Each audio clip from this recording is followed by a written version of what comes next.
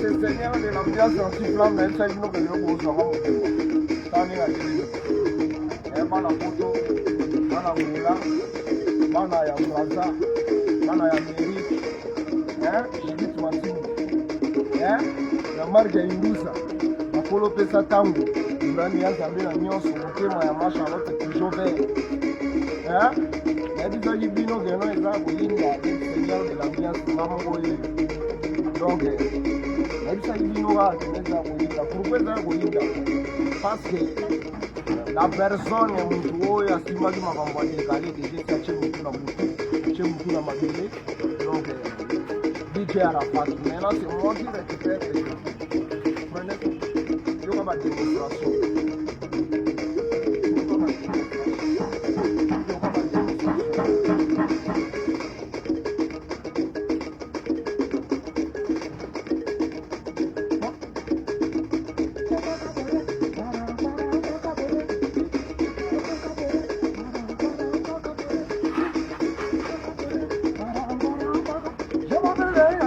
anti-flamme, mona como, ella tiene, mona la cara como se ve la camada, madera, mona como esa, caseta, otra caseta, venemosa,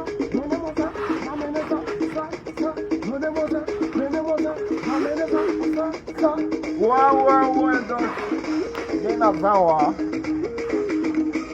moi, corps et bouche qui mouquait, moi, dans sa physique, il y a trop exatique. Il y a un moment là, vraiment petite démonstration. Sois plan. On va faire ma première démonstration. Sur le soir bloc.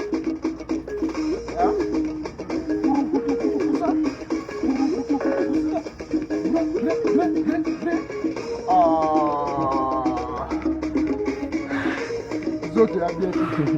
Donc tu as bien été mélangé avec notre logo, il y a bien. Donc ce qu'on va jouer, moi avec le logo.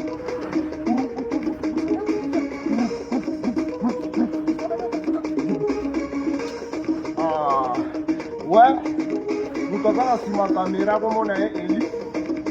Vous savez que on se va ainsi m'a fait ça tant ou va faire ça fait ça tant on se va salam Congo shop à Londres. Et puis le compte d'Ac à Paris. Mère Aniti Mambote, Salon Mapuya, Salon Golgotha, Antitata, Congo Shop, l'autre côté à la logo. Ça c'est Seigneur de l'ambiance. Il est là dans les Seigneur de l'ambiance. Donc, tout y a un peu de bon, ça va plancher, on va bien avoir des démonstrations. Ça va être une autre prise. Prise. Voilà.